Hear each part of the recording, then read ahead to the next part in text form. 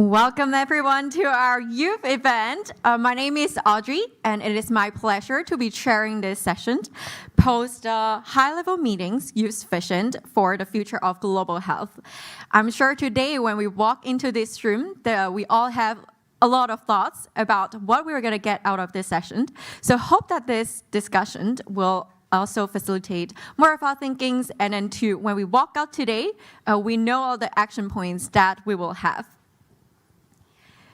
So for the first part of this session, we'll have both of our organizations, which is IFMSA and then also IPSF. We're going to share a little bit more about our work on universal health coverage. So to begin with, I'm going to pass on to Daniel, who is from IFMSA, and he will introduce a little bit more about their work. Thank you so much, Audrey. Give me the time for a brief introduction of IFMSA for all of you who might be not aware what our organization is about.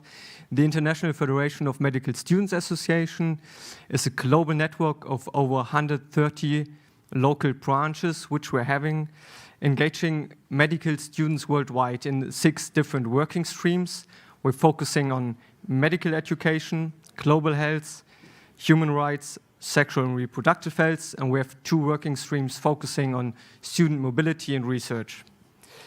Clearly, it's work on curricular, advocacy campaigns, capacity building, up to members being part of delegations to high-level meetings, and being part of decision-making meetings like UNGA, WHA, CSW, and COP28, just to name a few. We are, as I said, a global network of 1.5 million medical students, where we are part of 1.8 billion youth worldwide.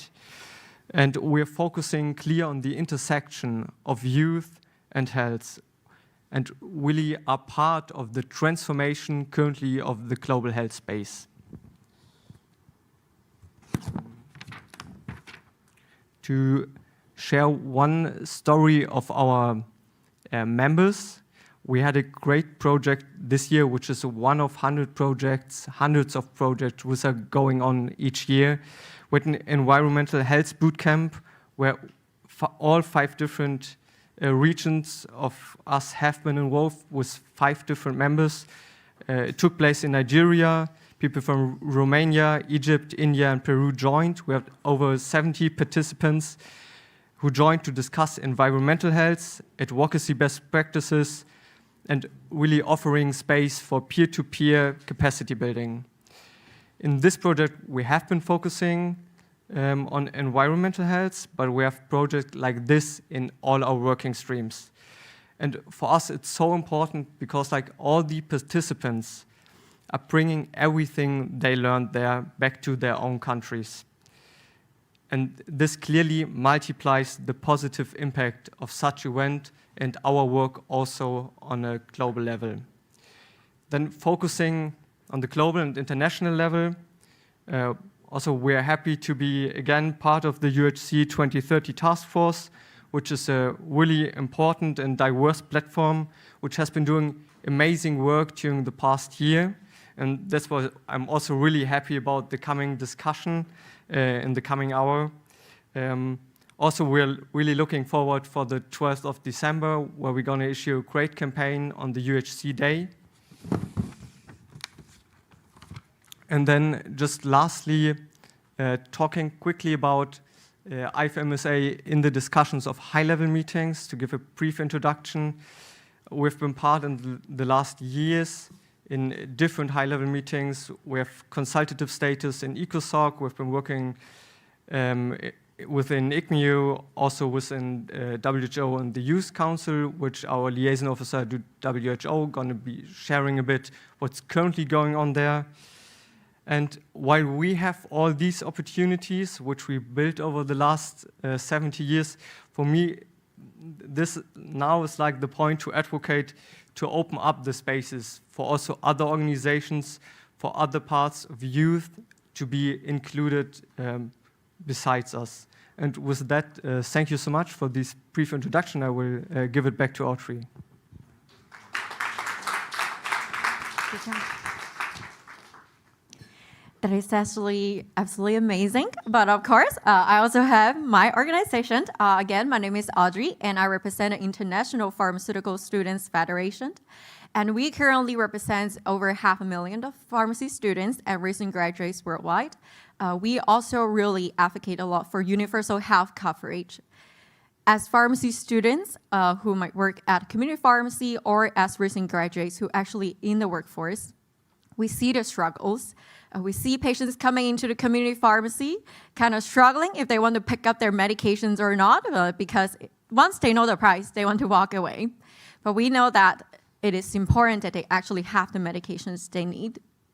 There are also a lot of different factors that we have faced, where it is transportation to the hospital, to the clinic, or to the pharmacy to pick up the medications, or other issues with access to medications.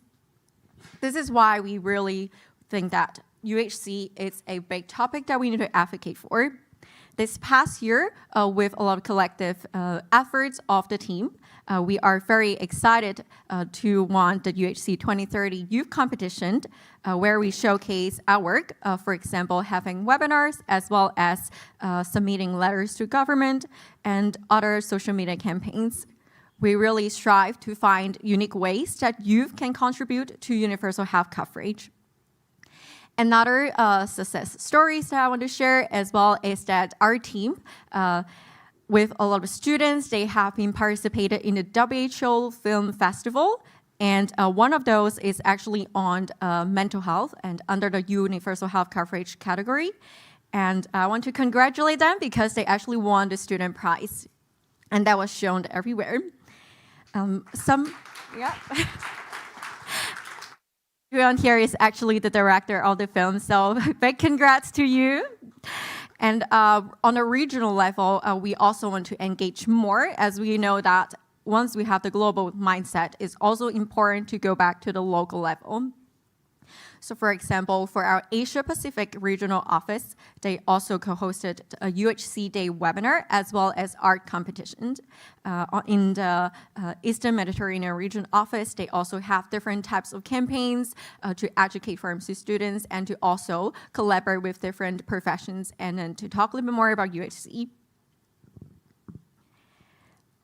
Some other external representations, just like IFMSA, we are also represented at high-level meetings, such as the high-level political forum, as well as this high-level meeting on UHC this past September.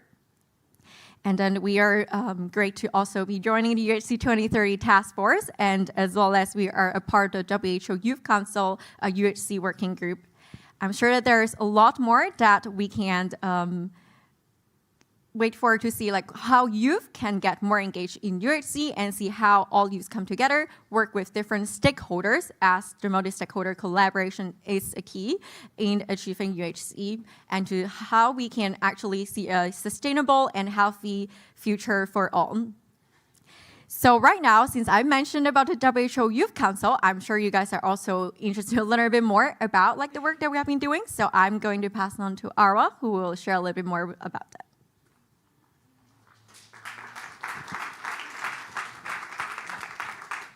Hi, everybody. So my name is Arwa. I'm originally from Cairo, Egypt, and I'm here to speak to you a little bit about the WHO Youth Council. So it's worthy to note that I'm standing here, but within the room, we also have members from the Youth Council. So perhaps you can wave your hand and let people know about you. I can see a couple of them here. Amazing. So to give you a bit note about the Youth Council. So the Youth Council is a body that is created to provide avenues for young people, voices to reach at the levels of decision-making, and to also leverage their expertise within the mandate of the World Health Organization. So the WHO Youth Council works through different mechanisms. Currently, at the moment, we have 5 working groups discussed or working on different thematic areas such as universal health coverage, climate change, and also a special group working on youth engagement or youth leading for health. What we do basically is that we try to amplify and strategically ensure that meaningful youth engagement is happening across all levels via different mechanisms, starting with trying to co-develop with the World Health Organization the first meaningful youth engagement strategy. In addition to that, what we also try to do is that we try to give voice to people, which are young people, different perspectives at different decision-making spaces. Within the consistency or the youth council members itself, we try to engage within high-level decision-making, making sure that the voice of youth is actually heard there. We also try to do that through different empowerment mechanisms, through the different also bodies that we represent. The youth council, it has a diverse group of members coming from different around the world. The body itself is composed of around, not in composition, but has around multiple members from different groups around the world, and it changes every 2 years or 2 years per term itself. In addition to that, it's also important to note that we have been participating as well in multiple consultation within the WHO level as well, and also trying to make sure that the engagement trickles down on a regional level as well. We currently have the Regional Youth Council happening at EMRO that launched very soon in the last regional committee session, and we hope to see this work trickle down on multiple levels. I think that's it. Thank you.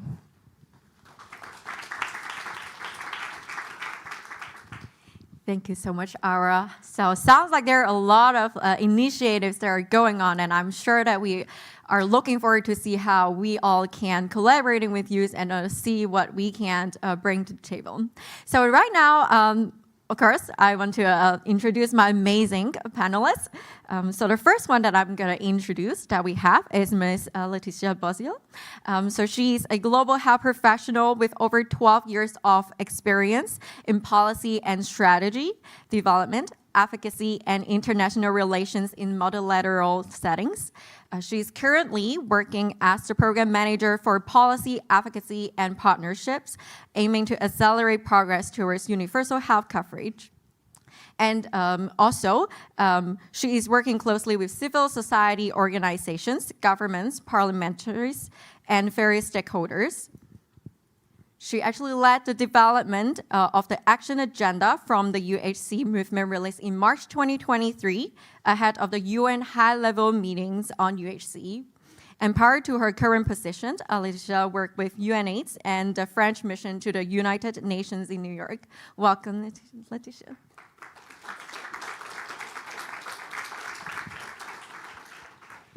Then I want to introduce our next panelist, which is Margot. Margot Nulu is a senior advocacy advisor at the Geneva Advocacy Office of Save the Children International, where she leads on the health and nutrition portfolio.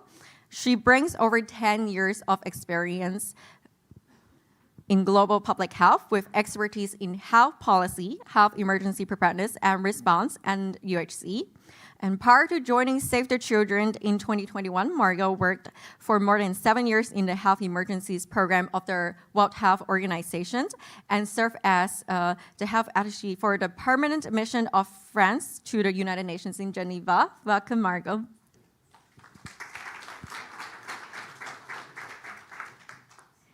So the next one that I have is Iris. So Iris Blum is a PhD candidate at the London School of Hygiene and Tropical Medicine, researching greenhouse gas mitigation in healthcare systems and its relation with adaptation in the context of climate change. So she is a medical doctor from the Netherlands with a master's degree in global affairs from Tsinghua University in Beijing, China. As a scholar. She's also attended the UNFCCC and multiple COPs, and the first ever UN Youth Climate Summit to advocate for planetary health. She's the first next generation representative on the steering committee of the Planetary Health Alliance as well.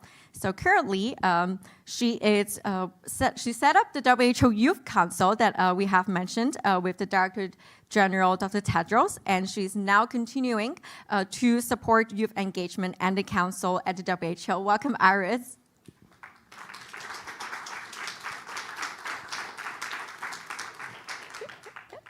And the last panelist we have is, I'm going to bring back Daniel. So Daniel Manis is a final year medical student deeply involved in global health, statistics, as well as medical image analysis. So beyond his academic endeavors, Daniel also holds crucial leadership roles, actively championing for students and the extensive health sector, and currently serving as the Vice President for External Affairs and a member of the Global Executive Boards of IFMSA. He represents and communicates on behalf of over 1.5 million medical students worldwide. He's also directing all external relations and advocacy efforts for IFMSA in 5 different regions. So Daniel was a distinguished member of the IFMSA delegates at both the 74th and 76th World Health Assembly. So welcome, Daniel.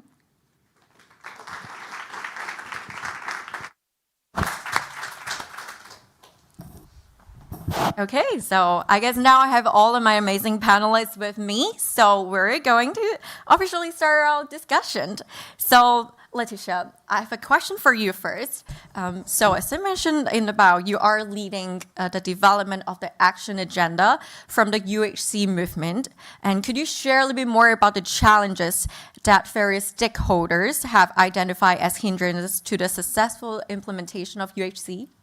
Sure. Thank you so much for the question. So I was leading because the action agenda, as you said before, was released in March 2023 ahead of the high-level meeting. And I guess just to contextualize this intervention, universal health coverage means that everyone everywhere has access to the health services they need without the risk of falling into poverty. It's usually defined according to 3 pillars: service coverage, population coverage, and financial protection. The reason I say this is because universal health coverage is a complex and multifaceted notion, and so to implement it is also complex and multifaceted. So it's true that in the context of the task force that I coordinated in the development of the action agenda, we really based our analysis on the main challenges that are impeding progress on UHC. The action agenda itself, if you're interested, please check it out. It's a advocacy tool that provides a set of action-oriented policy recommendations. They were designed for policymakers, and they can be used by all advocates to accelerate progress on UHC 2030 and deliver health for all by 2030. So in the interest of time, I'm just going to focus on 3 main challenges that impede progress on UHC. The first one I would say is political leadership. We know UHC is a political choice. It requires a whole-of-government approach, meaning that ministries across the spectrum need to agree on a common agenda. And we know the context is very difficult for them to do so with economic crisis, fiscal space that is shrinking, recovery from COVID-19, conflict and climate disasters, and so on and so forth. So the competition between ministries over scarce resources is fierce, and the same way the political space is very crowded. So for me, that's the key first main challenge. The second is financial constraints. We know that we need higher health spending, we need more consistent health spending, and we need more efficient health spending. The correlation is noted in research that when you spend more on health in general, service coverage is improved. We know also that investing in primary healthcare is the most efficient way to deliver some 90% of the essential health services that people need. The other aspect of financial constraint is seen in financial protection. We know financial protection is deteriorating. We know that the proportion of people facing catastrophic health expenditure today is 25%, and this number keeps increasing. So that definitely goes against the realization of universal health coverage, and that must be urgently addressed in national budgets, and especially in priority for the most vulnerable and disadvantaged population groups. And my third point is going to be weak health systems. Health systems, again, complex notion, 6 building blocks. So I'm just going to focus on one for now, which is the massive shortage of health and care workforce. We know that the conditions in which they work is terrible, that they lack training, that the pay is unfair, the gender gap in pay is terrible. So governments must invest in well-paid, well-trained health and care workforce urgently, and redress, of course, the gender imbalances that cripple the health workforce. But that's only the supply side. On the demand side, there are other barriers. Clearly, in terms of accessibility, you have to consider acceptability of the services. So maybe the services are available, but people do not choose actually not to access them because either they have fear of provider, fear of discrimination, they have cultural differences, they have language barriers and others. And there are also organizational barriers such as excessive waiting times, excessive amount of paperwork, and so on. So all of these together, even though they're going to be different in different countries, these barriers impede the right to health, and they impede coverage. Thank you so much for talking about all the keywords about like political leadership, financing, and weak health system. Those are also everything that we have been talking a lot within these 2 days. But specifically, you mentioned about the political leadership, how we actually also meet like the political commitment in there. So having our opportunity to actually attend the high-level meeting on UHC, there was definitely a significant emphasis on the commitments made in the political declaration. So from your standpoint, what essential action steps must be established to ensure that the governments and other critical stakeholders actually hold accountable in advancing this UHC agenda? Thank you so much. In fact, yes, the political declaration in itself is not the end-all and be-all of UHC. It's really just a starting point. Words on paper don't deliver health services to people. So first and foremost, I would say countries must translate their commitments into specific, detailed national health plans and strategies containing targets, milestones, and timelines. We know from the State of UHC Commitment Review that even though the goal of UHC is widely recognized and sometimes translated into laws or policies, there is a real gap in implementation. So lack of adequate resources and lack of the next step, which is translating into action and implementation.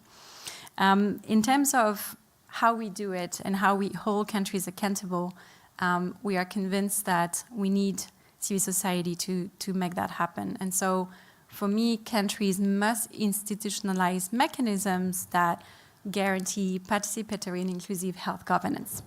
And so to do that, that means that we need to design and implement mechanisms that truly empower all groups in society to have a voice, and also in priority those most vulnerable and disadvantaged population groups. And if we are serious about the social participation, it means we also need to put the sustainable funding behind it.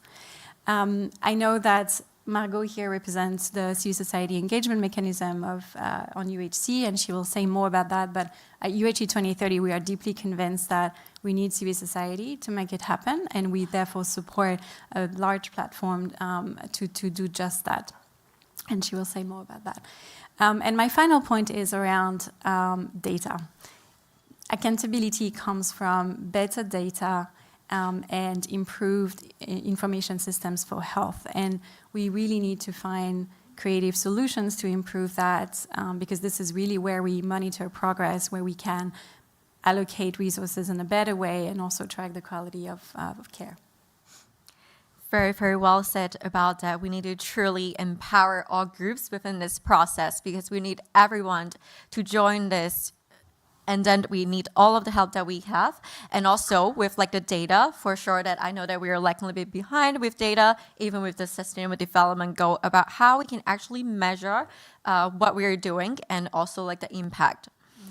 But perhaps we also curious, since you mentioned about all groups and then having a lot of youth here, we also want to know. So with all of the things that you have mentioned about like what we need to do, how do you envision the involvement of young people in this context?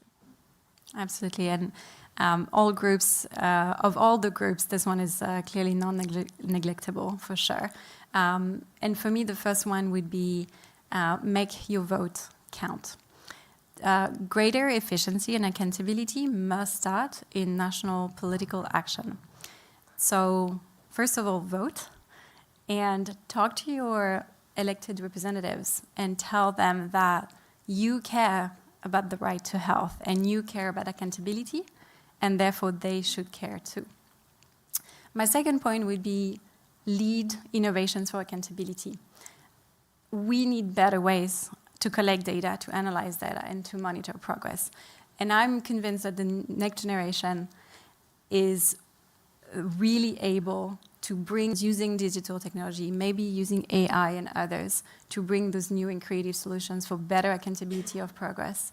and also just keeping your countries accountable. And my last point would be use your voice.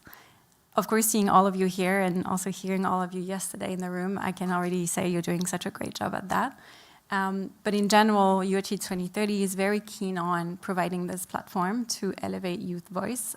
As mentioned earlier, we are already working with IFMSA, IPSF, and other youth groups, such as the UN Major Group on Children and Youth. And if this is of interest, I'm happy to meet you also after this panel, and we can chat more about it. Thanks. Absolutely love that. We all here sure that we're going to use our voice and then make our vote count. And then also we need to know that I'm sure like a lot of youth and then different stakeholders, we are very excited to see different new innovations and how we can collaborate together to lead the innovations. But of course, in that process, it means that our youth, we have a lot to do with the civil society organizations as well, and we collaborate so much together. So I also want to hear from you, from Margot, about your perspective. So since you work a lot with the civil society organizations, based on your experiences, what kind of support do civil society organizations need to effectively advocate for UHC, both on a national level and also on a global level? Thanks, Audrey, and really delighted to be here representing the civil society engagement mechanism of UHC 2030, which is the civil society constituent, as well as Save the Children. I'll focus on 4 elements. One that Laetitia already talked about is the data, because successful advocacy is grounded in evidence. So we have already great resources. We have the Global Monitoring Report, the State of Commitment Review, which are, by the way, which have very good country profiles if you're interested. So these are very valuable resources, but we need more. We need more data about the quality of the services that are delivered, and we need more data that is disaggregated so we understand who's being left behind. We need this data to be disaggregated by age, by gender, by disability or migration status, because we know people are being left behind on the journey to UHC, so that's critical. The second element would be tools and trainings. And here, the CSEM, as we call it, really has been trying to provide support, developing toolkits to help developing campaigns, advocacy campaigns, because you need to talk to the right people at the right time. That's also key to your advocacy. So there is a Health for All toolkit, for example, and one other initiative that I think we're collectively proud about is the Joint Learning Agenda for Health Financing, where one of our co-host organizations, Waki Health, is working with partners to implement training in budget advocacy and health financing in more than 20 countries in Africa. One more point, funding. I mean, we all know that there is just a limit to what we can do without money.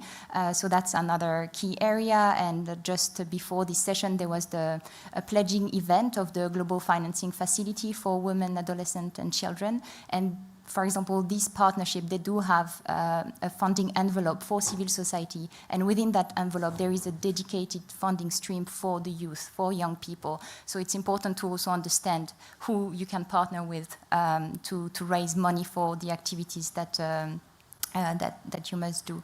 And finally, I think a community or a platform with whom you can share your ideas, your challenges, like a community of practice. And what I've seen is that young people are particularly good at this, as creating that environment for themselves and really share and hold themselves accountable to the rest of the group. And you mentioned definitely the word partnership, which we have a lot of discussion as well. It's all around about partnership. And then right now that you mentioned about partnership, I am wondering that what other strategies have been employed by CSEM to strengthen the partnerships between civil society organizations and other stakeholders? Yeah. So there are different levels, I think. One is to strengthen the role of civil society within the UHC 2030 movement, because as I said, we are the civil society constituent, but there are also governments, parliamentarians, multilateral organizations, so it's how we make the civil society voice heard within our own movement and participate to the task force to develop the action agenda. So that's one critical point. Then how we also strengthen civil society engagement beyond the movement. So that can be done through, so CSEM, we have 18 advisory group members, and we are trying to make sure we are working through different governance processes and decision-making processes. So at the Global Fund, at the WHO, the new WHO Civil Society Commission, the C20, the C7. So make sure that we have presence where we can talk about UHC in these forums as well. And one very critical point that Laetitia mentioned is also the social participation at country level. And that's where we need to make much, much more progress. The political declaration on UHC, which was adopted in September, does have a paragraph on the need for governments to have inclusive governance and work more with civil society, and they do mention youth, so do use that as a mandate for you to engage. With CSEM, we partner with the WHO and the George Institute for Public Health in Australia to document these practices of participatory processes through a project that is called Sphere. So that's important. And one last point, because we're also here to find new solutions or new partnerships, is to look outside of the health sector. Because, for example, for young people, the majority of the deaths are related to injuries, self-harm, interpersonal violence, and maternal conditions. You can't solve that if you don't partner with the other sectors. So that's critical to also look beyond just health. And we're discussing in the margin of the high-level meeting about this new engagement, and we thought, why not human rights? Health is a human right, so why not going to the treaty bodies, the Universal Periodic Review, and make sure that we have more recommendation on how to progress the right to health at country level. And you definitely mentioned that about like the youth, and then with a lot of time as youth, we want to see not only as a stakeholder, but also as a partner. So can you elaborate a little bit more about like how we will actually have partner with youth-led organizations? Yes, so the best way, I mean, the best strategy is to make it systematic, right? I think that's important, but I mean, the strategies are very important, but I think what's even more critical are the principles of this engagement. So why do we do this partnership, and how? We don't want it to be tokenistic. We want it's not a tick-the-box exercise. It's how you make sure you build a sustainable relationship and partnership between the youth and other stakeholders. And here I would like just to mention for a bit Save the Children, because partnering with youth-led organization and child-led organization, and I think we tend to forget that a lot of the people among the 1.8 billion are actually children who also want to be heard. So it's part of our way of working to engage with children, and to make sure that this engagement is meaningful. We have a number of requirements and criteria, and just to name three, one is that it should be relevant. So it should be relevant to the expertise and to the areas of work where the organization is working. It should also be inclusive, because we talk a lot about the youth, but the young people, but it's not an homogeneous group. I mean, there are differences. There are people coming from different countries, from different backgrounds. So it's also important to take into account this diversity. And finally, to be accountable. So it's not just, as we say, it's a partnership. It's not just, oh, it's nice to have a child or a young person on the panel, but it's how do you build a relationship, and how you can also make yourself accountable to understand how the contribution inform decision-making. Just to conclude, I think last week or the week before, there was the Global Forum for Adolescents, which was actually a very good example of how you build this partnership with young people to deliver for health and well-being. That is absolutely amazing to hear all different strategies and all different like initiatives that we have. And then moving forward, I'm sure there will be more and more collaborations together. Now that we have touched a little bit on how we're going to collaborate with youth and then have youth as partner, we also want to know a little bit more from the other side, which is like from the youth perspectives. So Iris, you started as a medical student, and now you're on the other side that you're supporting different youth engagement.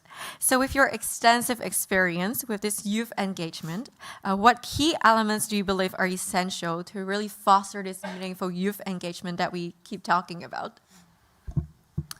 First of all, thank you so much, Audrey, IPSF, IFMSA, for inviting me to be on this panel. Super happy to be here, and hi, everyone. Great question, and I think I would totally agree with, I think, a lot of values and points that were already brought up by the previous two panelists.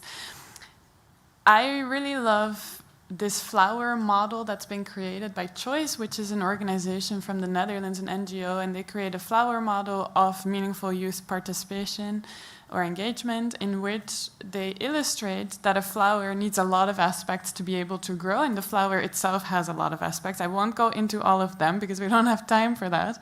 Meaningful youth engagement is not a simple feat.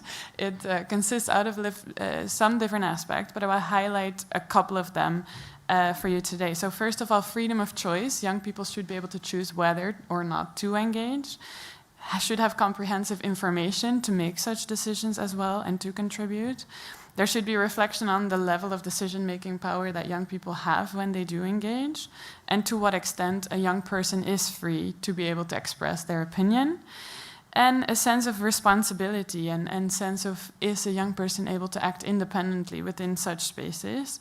We touched upon values in the panel already, and I think there are a lot of values very important to make youth engagement meaningful, and these include inclusivity and diversity, which means that there should be such things as compensation for efforts that youth bring into the field. There should be such things as visa support, accessibility of spaces, really underlining and understanding the intersectionality of youth with so many different other aspects that come to this. On a very personal reflection, discussing health issues that are relevant for the whole population, including the many youth, as Daniel said, 1.8 million in the world, while neglecting to include youth experts in the discussion and having a youth event separately from those content-wise discussions that are happening throughout a very large event is not meaningful. And asking people to stand up in a room just so that others can see that there are young people in this space while they don't contribute to a discussion is not meaningful. So I want to repeat one note that was made in a session yesterday, which I loved, was racism in global health. And one of the panelists made an excellent point where they said that we don't empower others, we empower ourselves. And so what needs to happen is that those that are in power, those that are in charge of spaces, need to make sure that they don't put barriers in place and that they remove anything that can keep us from being able to empower ourselves and make a space supportive so that we can empower ourselves. And I think that's a beautiful way to describe that. Youth are experts in their own rights, in everything that we can talk about. We have young experts with valid and valuable experiences that need to be brought to these spaces. So that's what I would say to that. Thank you. Thank you so much, and I agree. We do have a lot of young experts, even in this room. I'm sure there are a lot of young health professions that are working in the workforce, and then we are actually facing a lot of issues as well, and but we are in this together. And then knowing that you have identified a few challenges that we have faced, then the question now is, so what steps do we need to do? Like, what steps we need for stakeholders to actually take to prevent something like tokenism that we have talked a lot, or like we use youth as their weapon in their own engagement efforts? Yeah, certainly. I think this is not easy to answer. I think it's a complicated matter, but luckily what I do see and what I have seen in the past few years is that we have seen a large growth, of momentum for youth engagement. A lot of doors have opened, so we do see a lot of improvement, I think, from my perspective in this space. So you already mentioned the WHO Youth Council. It's the first actual systematic way to engage young people in the WHO, which I think is a great step forward and a great start to improve that even further. We see in the current extension of the Global Program of Work, number 13, of the World Health Organization, that meaningful youth engagement is recognized as vital as well. So those, I think, are great steps. And in the words also of the current Director General of the World Health Organization, Dr. Tedros, this should go beyond even partnership with youth. It should really be youth leading for health. And I love that the Council uses that narrative as well to underline the importance of that. I think what needs to happen to avoid things such as tokenism is actually a lot of capacity building of large organizations, of those in leadership positions, on what meaningful youth engagement is and how that can be done. I believe there needs to be a lot happening on education. I think a lot of members might not necessarily be aware of what it is or how they should engage young people meaningfully. So I see that as a very, very important step. So those of us in the room that are in those decision-making spaces, places, hopefully can take those steps to learn more about how to engage young people in a meaningful way. On the other hand, I also think there's a responsibility for young people to reflect on how we engage and what we choose to engage with. Because I do think to a certain level, and this is always complicated to assess, but to a certain level, there might be a negative impact if you choose to engage in something that is tokenistic. And I don't want to put the blame on young people. I think a lot of times we don't even know that something is tokenistic until it has happened. But I do want to encourage us to reflect on the opportunities that are being brought to us, whether that's actually meaningful or not.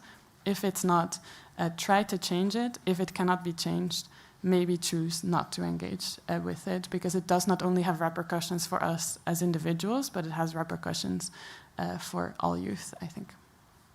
Youth leading for health, it's so powerful. The health issues that we're facing today, it's not only in today, but it's going to be our problem tomorrow, and we will be the generation that will have to also secure the future that we want. Mm-hmm. And of course, like as youth, like we use a lot of digital product, like just like me, I have my iPad with me, of course, have a lot of phone and a lot of different digital products. And we talk a lot about like digital transformations as well. So how do you perceive the influence of this digital transformation in global health on the future of UHC? Yeah, thank you so much for that. I'm also here with my... I think there's a huge opportunity here. And before I go into the opportunity, I do want to underline that there are also risks and there are contexts that we need to consider. There are risks when it comes to privacy, data, and so on that we need to be very conscious of. And also, there's been an estimation that in low-income countries, around 90% of young women, for example, don't have access to internet. Around the world, only 58% of men have access to internet, 48% of women have access to internet. So we in these spaces might not be necessarily that much aware of that lack of access to some digital solution. So I think taking that context in mind is vital for this to actually be successful, to contribute to health, as those that want to make use of these products need to be able to have access to them and need to be able to utilize them within their own context. So saying that, I think when done right and when done justly and considering these different contexts, I think there's a huge opportunity when it comes to these solutions and digital transformations to really increase access of people to services, increase access to information that will help people make their own decisions as well. So I see that as a huge opportunity, especially for young people as well. And I think if we turn it around, I believe that thinking about solutions and how to implement those solutions, youth is a key player in that, because we have grown up differently from generations before us in a world that is digitalizing, that is globalizing. So having that perspective and that creative view on solutions, I think, is vital. So one other area, in addition to everything that we've already spoken about, where meaningful youth engagement, I think, is vital. Yeah. Absolutely. I'm sure there are a lot of people now in our generations talking about digital health using like different AIs, and then it's also very impressive to see like people around actually like creating apps and then doing different digital products to increase the access to not only medications but also to like food or like water, and that's just very amazing to see all this work. But of course, like, we talk a lot about what we can do and how we can actually better involve youth, but coming back to this very important question that we have for this session, now post this HLM, we have heard for all of this. Daniel, now it's your time, and you know it's coming. So we have both attended for IFMSA and IPSF. We attended a high-level meeting on UHC. And given all of the discussions that we have about different values, about voicing our opinion, so how do you actually see this partnership and collaborations now moving forward with this as a very critical action points that we need to take? Yeah, thank you so much, Audrey.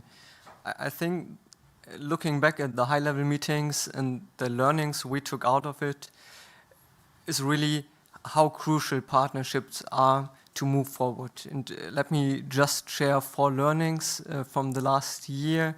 We have been focusing clearly on stakeholder engagement and structured work groups and task forces, which are going from every level, from governments, NGOs, civil society, having a full inclusion of that, and really forming out of that specialized work groups and task forces which focus on specific action points is really, really important.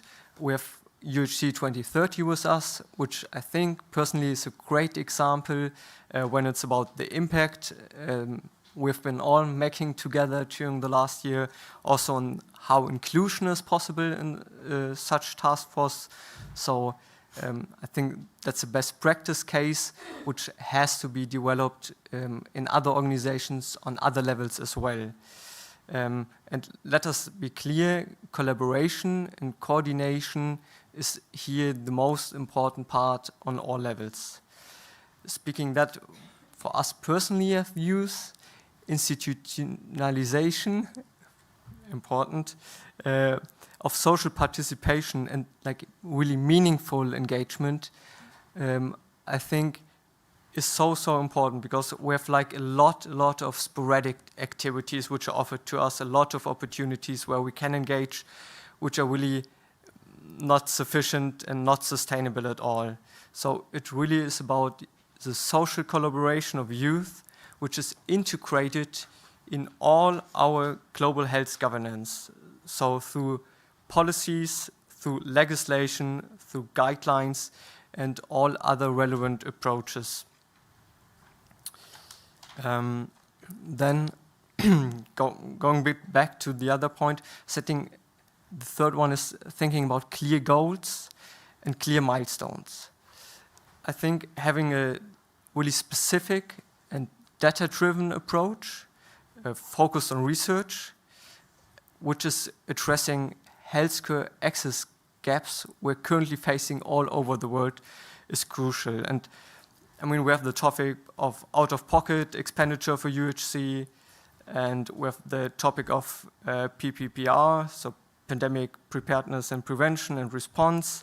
And we're clearly missing resources there to have specialized training and filling all these gaps specifically for the areas of UHC. And this is like the 4th point, was already been touched briefly, but it's resources. It's resource mobilization and funding mechanisms currently going on. And so important that we develop strategies to mobilize existing resources and to promote really an efficient investing mechanism for these. Also, it's really important looking at resources from a broader stance, not only looking at the financial, also looking at the human and the technological part, and really support health system strengthening. How can we do that? I think we have to set a focus on reorientating and re-strengthening primary healthcare approach, and really have for primary healthcare also data-driven, funding, and really an encouragement to all sectors, as well private and public funding for primary health care. Yeah. Absolutely, with like funding, which I've also attended a session talking a little bit about the public and private sector bringing the funding, or a lot of different multi-stakeholder partnerships, getting different working groups that you have mentioned, strategies. Yeah, we need a strategic plan in order to actually achieve all of the goals. So now that we want youth, which we want to be partners and a part of this process, towards achieving UHC. So what kind of strategies or examples do you have that you think we need to hold great potential for advancing the UHC agenda? Yeah, so youth can significantly contribute to accelerating towards UHC. And I think where youth is good at is in being innovative, in being disruptive, and bringing like a lot of people to a position where they're experts in. Like already Iris mentioned it as well, youth are 1.8 billion worldwide. They're forming the core of our communities. They're an essential part of healthcare workforce. So it's really the power of youth that cannot be overlooked when it's about advancing UHC. When we're talking about the topic of digital health transformation, it's clear that we have to engage youth in all the steps necessary in developing and the promotion of all different digital health solutions. But let me be clear, digital health solutions like mobile health apps, telemedicine platforms, electronic health records, which are essential because they are improving the access to healthcare and the information about health. But we have to move away from just forming digital solutions to really having a digital health transformation, really an approach where we integrate health systems in a digital form rather than sporadic solutions for it. Talking then about health education and advocacy. I mean, advocacy is a thing when youth is trained at it, we're doing amazing jobs in it. Clearly, we see that at every campaigns youth is involved. The awareness which has been risen, the impact which has been made by youth-led campaigns is over the top. And we have to focus here on creating more such campaigns, focusing on health issues, focusing on preventive measures, because youth can really encourage their peers also in healthy behaviors from the start.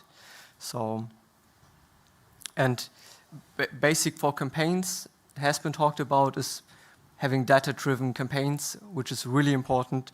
That why for us it's really important that youth-led research is better supported, because we have a lot been going on, but the support currently I think is lacking. So for youth-led research, which is focused on healthcare challenges, it's really important that we develop solutions in how to better finance that, how to better give training for it. And that will help us all in the end, because we'll get innovative solutions which nobody else can produce. And I think that's it for this one. And of course, with all the plans, and even at the high-level meetings, we have talked a lot about the global priorities, but then at the end of the day, we also need to go back to the local level, which is like, what are you exactly going to do, and what are you going to include in your national plans? So like, how do you think that we can strategically engage youth on a more like national level and make sure that we are also a part of the national plans and then for the implementation process of the declarations? Yeah, it's so important speaking about national level, but most of the time in the national level, implementation from all we've been working on other levels is really happening. So let's start with capacity building and training programs, because we need like to enhance youth capacity in healthcare policy analysis, advocacy, project management, and really conduct training programs and workshops specific for youth there. It will help all of us to be empowered and then to effectively contribute in the implementation efforts on a national level.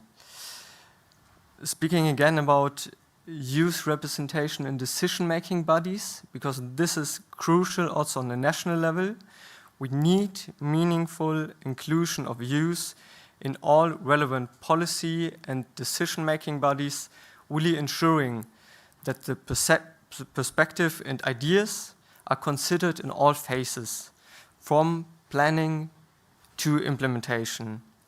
So for us, just to be really clear about it, having it institutionalized in order to develop a sustainable, long-term and impactful approach is really crucial also on a national level.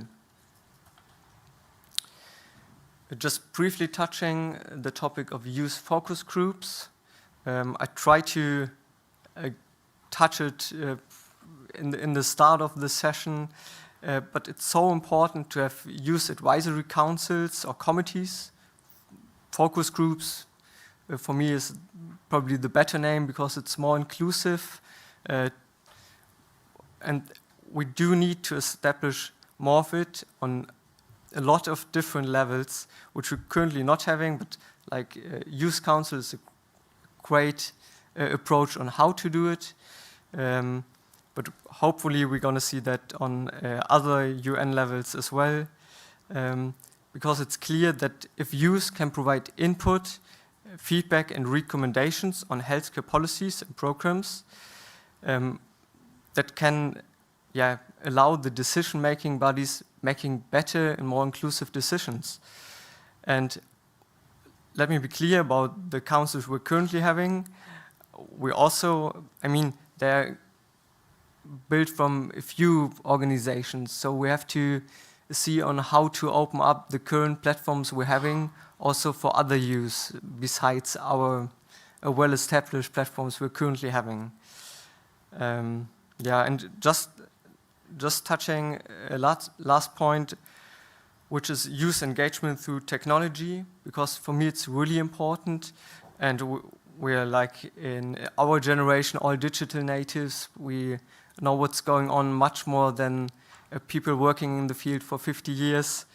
So it's really important if we utilize digital platforms, if we utilize social media, because we can engage with youth in discussions we could never before, like in the past 20 years.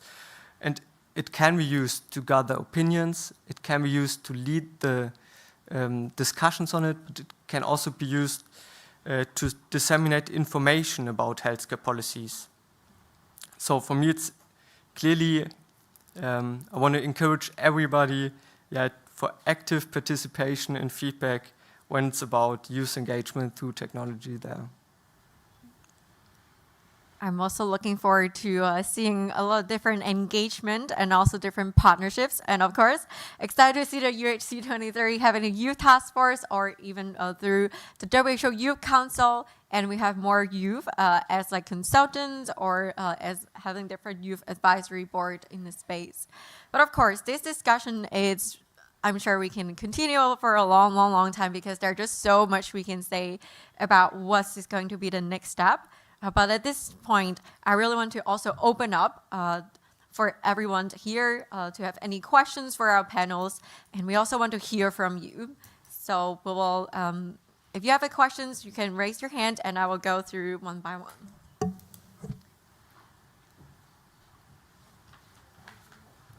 you, very kind. Hi, everyone. Also, first of all, thank you for this very fresh and young panel. Very much appreciated. Dr. Selena Milanovic, I'm a neuroscientist, but now I work in healthcare strategy and corporate.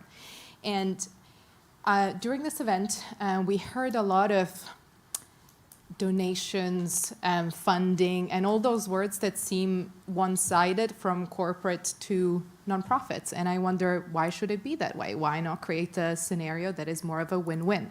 And so I look at this panel that, while being diverse in studies and backgrounds that we all heard, I wonder, where is the seat for the youth in corporates on your end? And do you have programs and projects that you had with colleagues maybe from corporate to actually deliver all the changes that we talk about, where we keep on saying that it's essential to have corporate policy and nonprofits on board? Does anyone want to take this question? Maybe take a few questions and then we address them. Maybe we can also take one more question and I'm going to answer together. So I'm going to the next person in the back. Thank you very much for the discussions. My name is Francis Osei. I'm a PhD student at University of Potsdam and also a member of the German Global Alliance for Global Health Research. Basically, we provide research grants, so in case you are interested in anything and programs that will improve and motivate youth, you are welcome to contact me after this. Also, how can we reach other people about this? Because I can see that we, as a youth, there are a lot of youth from different continents, Africa, Asia, North America, South America. So how can we involve other people from different continents? Thank you very much. We will take one more question and we'll answer 3 together. Thank you very much.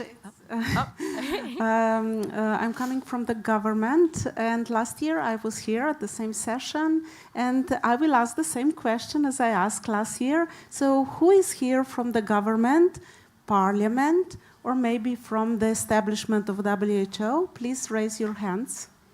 Okay. Not much better than last year. I'm from the government, believe me.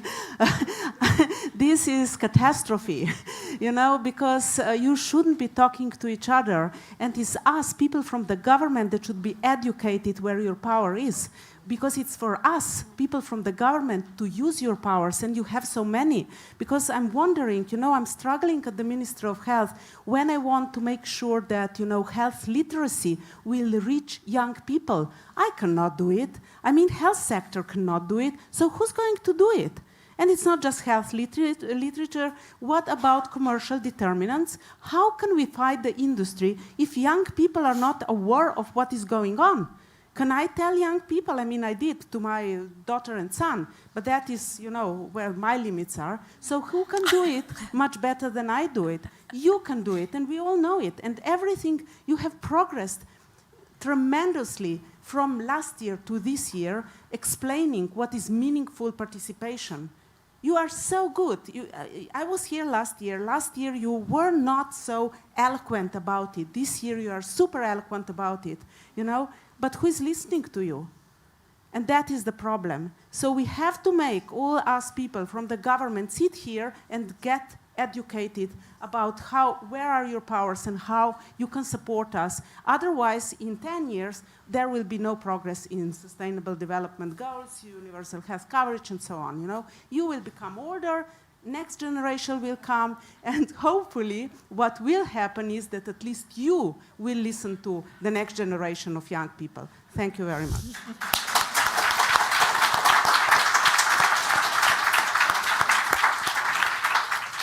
Before we go into more exciting questions, we're just going to have this space for them to answer before we get into more. So, sure, I can start, just touch on a few points. And thank you so much for your intervention, person who I don't see anymore.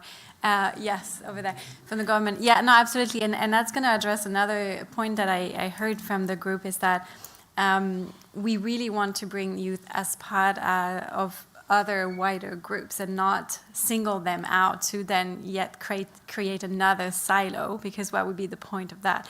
The same could be said about gender discussions, to be honest. You go to a gender panel and you look at the room and 99% of the audience is women, so who do you really need to convince in the room, really? But so to the point of a youth task force at UHE 2030, sorry, but I don't think it's the right idea, because the way we run the task force is that we actually bring all of the constituencies in the same conversation.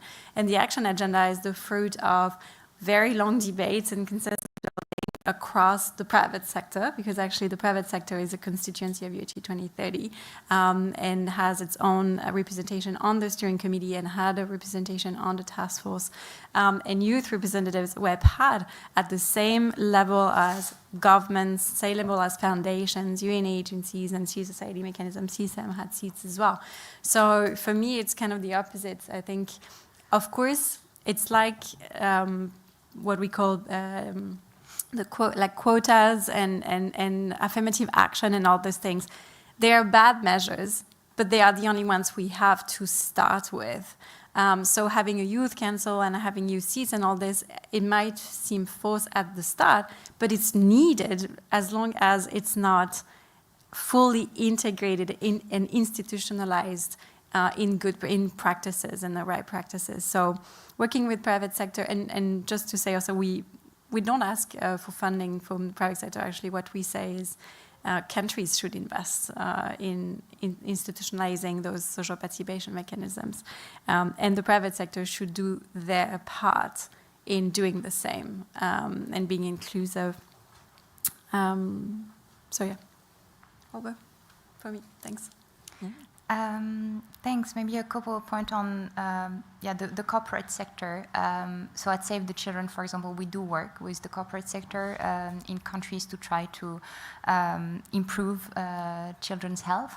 And what we try to do, because I mean, especially children, they are seen as a victim, as a beneficiary, somebody you need to protect. But what we're trying to do, working with our different partners, including the corporate sector, is to show that children are actually agents of change. They are human rights defenders. So I think it's all also about changing the narrative, and that starts with us to change the way we think about children and young people. To the gentleman, just to reassure you that at CSAM, for example, we do have a lot of civil society organizations coming from all of the world. Of course, we can always do better. I think we're always thinking about, okay, who next can we engage? But we do that, and we also try to be very sensitive to language, for example, so to make sure that everybody can participate, to think about our differences there. And once again, thank you very much to our former executive board chair of the WHO for raising the point that we need to speak to one another, and very proud that Slovenia will also be co-leading a resolution on social participation at the World Health Assembly. So please keep an eye for this, because once we have a resolution, it's like for the political declaration, you need to implement it. So we need a good resolution, and then we need implementation. Nothing. Oh, sorry, Audrey. Thank you. Nothing much to add from my side, but I'll add one point. Thank you, Dr. Vesna, for your unwavering support for youth engagement and for posing that question once again. I appreciate it. And even though there might not be many of those in government here in the room with us, we know that they're here in the building with us. So potentially, I could ask each and every one of you in the room this reception, which will be, I think, a really nice reception in the evening, to speak with at least one person that is in a government position or a high-level position in one of the global health organizations and bring up the point of meaningful youth engagement. I think if you do that, we will get very far in this event alone, and hopefully that will be a starting point of much more. I will join you in that effort. Dan, do you have anything to add? Yeah, just a last brief comment about it. Also, thank you so much from my side on it. Like, I would say, generally, when looking at the UN system and looking at Central Europe, I think we have a good movement currently going on in the direction of youth inclusion, whereas in other regions where we're active in, it isn't the case. So we have clearly more work to do all over the world to create platforms for youth and be more meaningful with the inclusion there. And that also might be a good call for WHS for next year to be more inclusive with youth, with their sessions and their keynotes. So. Absolutely, we're not trying to create another silos, which is like another different small group, but we are hoping to work together. And I know that we have talked a lot about having like more and more youth speakers. And I do agree that what we need to do is also, like Iris, you mentioned, if we all can just talk to one government, then we will get so far, and then we can all work together on this. And that means that here right now, I see a lot of hands here, so we will continue to get all of their questions as well. So yeah, here at the back. Didn't expect that you're gonna, my phone is on the charger and I have the questions here. So, so yeah, my name is Hamza. I'm on the Global Inclusive Health Advocacy and Partnerships for Special Olympics. We work mainly with people with intellectual disabilities.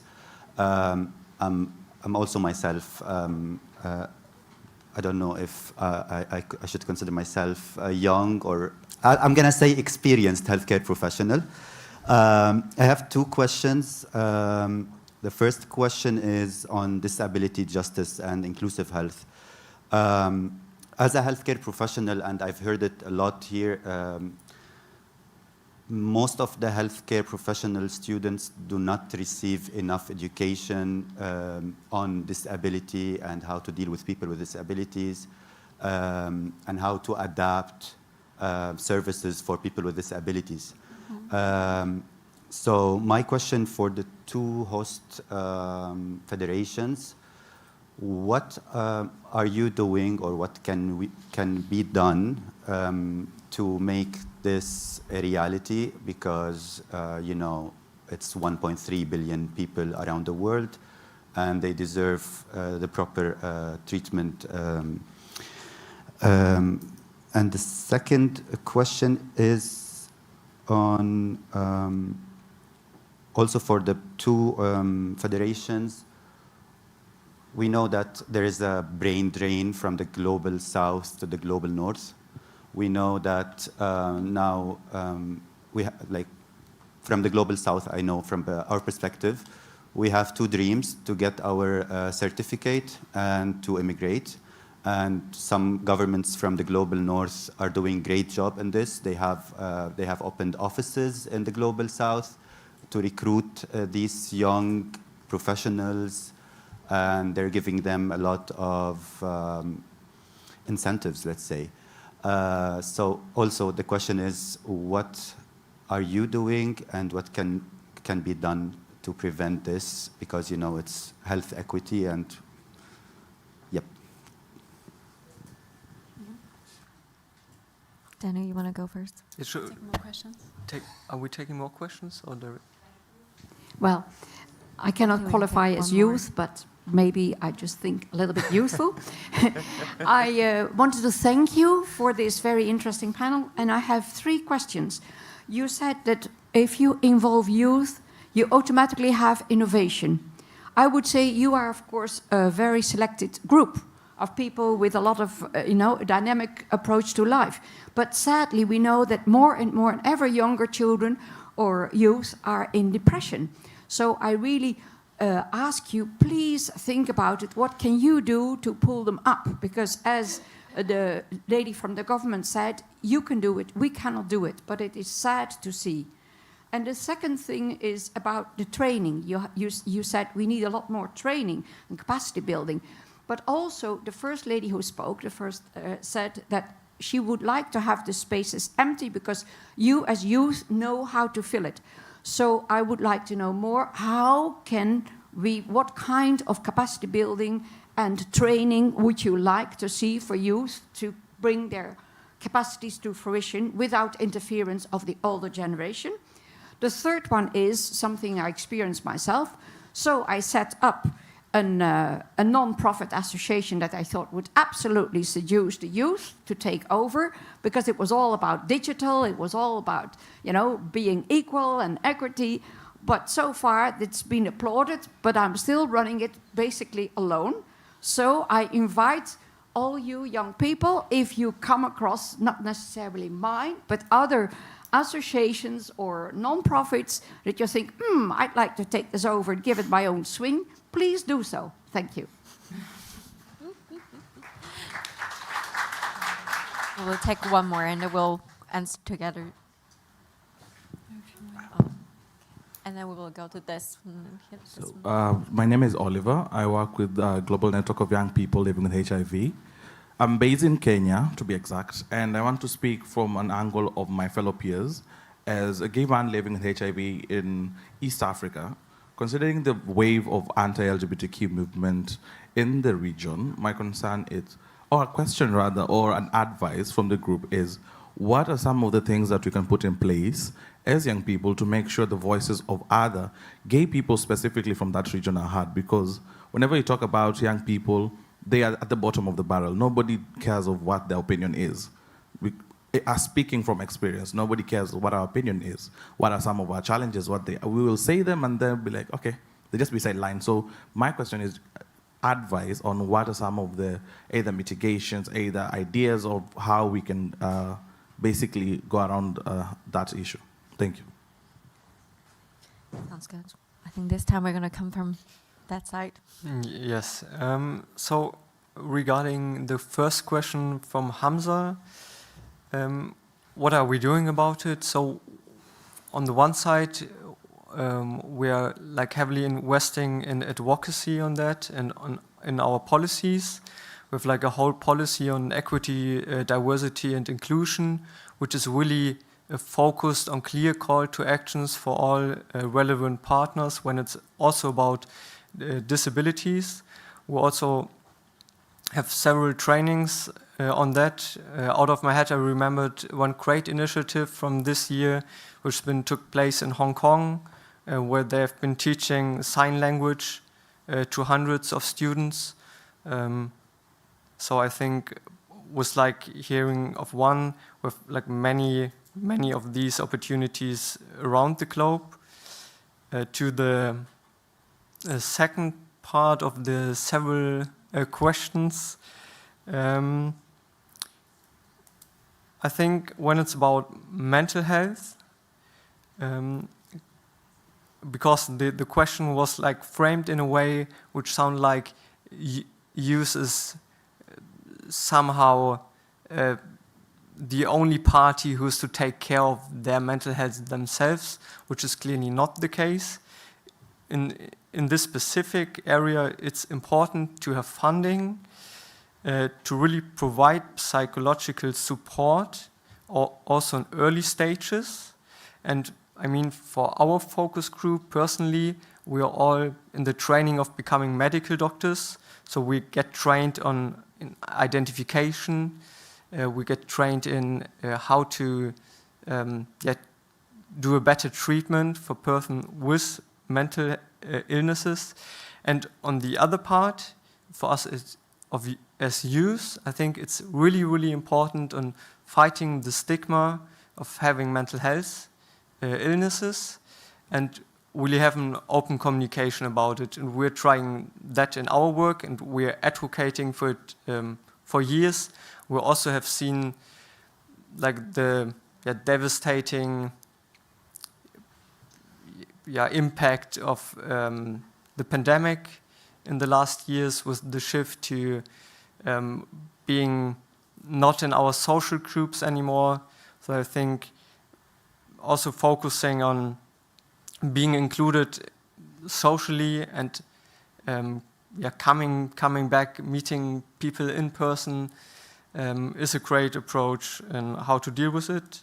With the last person from Kenya, regarding the topic of LGBTQI persons, I just can say we as IFMSA have been advocating for it for years. We also have created really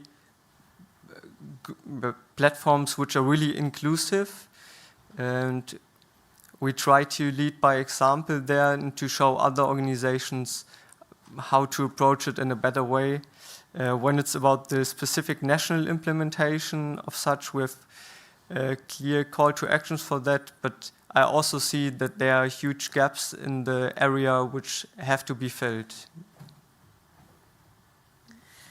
Thank you so much. I will make just a couple of points. First of all, on mental health, I think Daniel made excellent points here on around we should have access to excellent quality healthcare and mental health support for young people.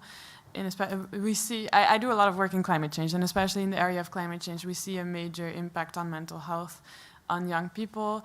A recent survey showed that in some countries, almost 50% of young people experience an impact on their functioning due to anxiety and stress around climate change, for example. And we know that besides climate change, there are a lot of other issues currently going on in the world which have particular impact on young people. Danielle outlined a lot of the solutions that we need here. I would also add to that I believe that meaningful youth engagement is in a small part also part of the solution here, because I do think a lot of young people have experienced a negative impact on their mental health because they experience powerlessness in the face of these issues. So providing young people with a space to contribute to solutions, I think, is a small part, in addition to everything that was mentioned, to also contribute to mental health. And another point that I wanted to mention in what was mentioned in the back regarding basically when no one cares, what do you do? I think there's two things that I would mention here. First of all, recognizing that this is a major issue. Advocacy is a long process. I think we've all experienced that. It takes time. Advocacy takes a lot of time, and change takes time. Recognizing that, I think, in a space with young people, to make that change, what can support that process is to get organized with other young people. And what I would also add to that is what can help is support from young people that might be well established, whether it is in the same context or other contexts. And this goes to the point that you, Danielle, mentioned at the very beginning. We are here, we have seen big steps that have been taken to increase meaningful youth engagement in global health in these spaces. What do we now do to open doors for youth that are in organizations that are not as well established, for youth that are not linked to organizations? We need to think about those next steps as well. I think, yeah, a lot of the questions were for Iris and Danielle, but just a concrete point on the question about, you know, the LGBTQI community. Very concretely, there are organizations that do care. So that's maybe the first entry point. Like, find the right people who care about, you know, people living with HIV, LGBTQI community, and they are here actually at the World Health Summit. Wacky Health, AVAC, Frontline AIDS, Stop AIDS. So wait for me at the end of the session, and I will introduce you to these guys. Yeah, and maybe to touch upon another point that was raised about the brain drain of health and care workers. The UHC Action Agenda makes a very strong point on that, particularly that, of course, they represent market opportunities and economic opportunities for workers, health workers that have the training but maybe cannot find a job that reflects their level of training and therefore immigrating to the global north. So there are a few points on that. One is that we call for better recognition and redressing measures from the global north that benefit widely from the brain drain and the migration towards the origin country in terms of covering the cost for education for these health workers that they lose then in the job market. And actually, interestingly enough, this year I was recognized also in the political declaration on UHC. There is something very specific about measures to be taken in terms of compensation.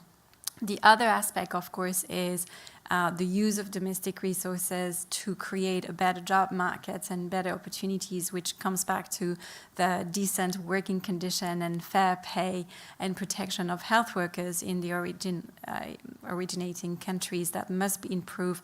And so that's linked to health spending, investment in healthcare workforce, and also at the international level, the better alignment between the priorities of the country and maybe ODA or international financing that is coming in the country that should really target creating better economic opportunities and safe opportunities for health and care workforce.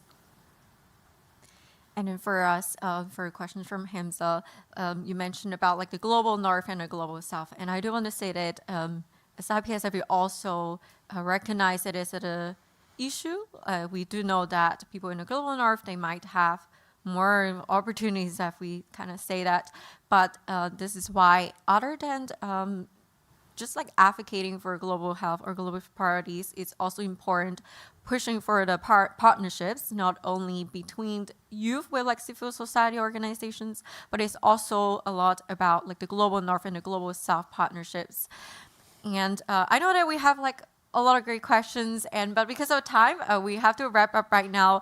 But at the end, it's very important to know that we have talked a lot about what is the action that we need to take. There are a lot of things that we want to do for sustainable health systems or sustainable future. Perhaps we think a lot about in 20 years, in 50 years, but all of that, it's important. But it is also now that what we are going to do today. As youth, we are ready to collaborate, but of course, partnerships, collaborations, funding, there are a lot of challenges that we have identified. And together, hopefully we can all create this future that we want. I think that we all need more intergenerational dialogue. We also need a lot of different meaningful youth engagement as well as partnerships. And really hope that post these high-level meetings, it's not more and more talkings about what plans we have. It is the time that we actually need to take actions and make an impact. So let's all work together and act today.